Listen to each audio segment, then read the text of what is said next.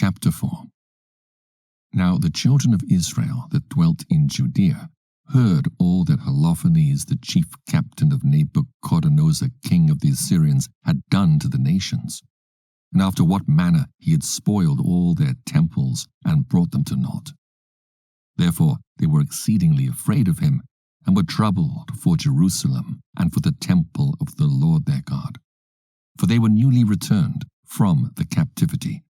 and all the people of Judea were lately gathered together, and the vessels and the altar and the house were sanctified after the profanation. Therefore they sent into all the coasts of Samaria and the villages, and to Bethoron and Belman and Jericho, and to Choba and Asora, and to the valley of Salem, and possessed themselves beforehand of all the tops of the high mountains,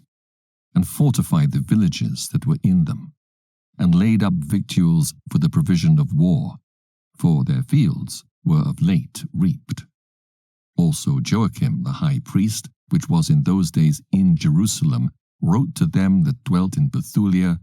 and Betomesthram, which is over against Estrelon, toward the open country, near to Dothaim, charging them to keep the passages of the hill country,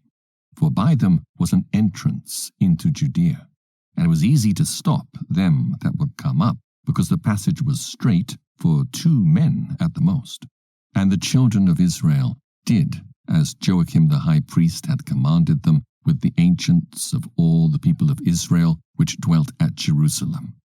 Then every man of Israel cried to God with great fervency, and with great vehemency did they humble their souls, both they and their wives and their children and their cattle, and every stranger and hireling, and their servants bought with money, put sackcloth upon their loins.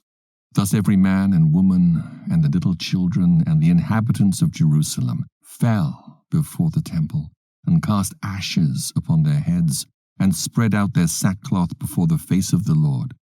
Also they put sackcloth about the altar, and cried to the God of Israel, all with one consent, earnestly, that he would not give their children for a prey, and their wives for a spoil, and the cities of their inheritance to destruction, and the sanctuary to profanation and reproach, and for the nations to rejoice at.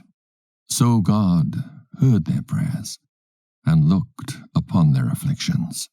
For the people fasted many days in all Judea and Jerusalem before the sanctuary of the Lord Almighty. And Joachim the high priest and all the priests that stood before the Lord, and they which ministered unto the Lord, had their loins girt with sackcloth, and offered the daily burnt offerings with the vows and free gifts of the people, and had ashes on their mitres, and cried unto the Lord with all their power, that he would look upon all the house of Israel graciously.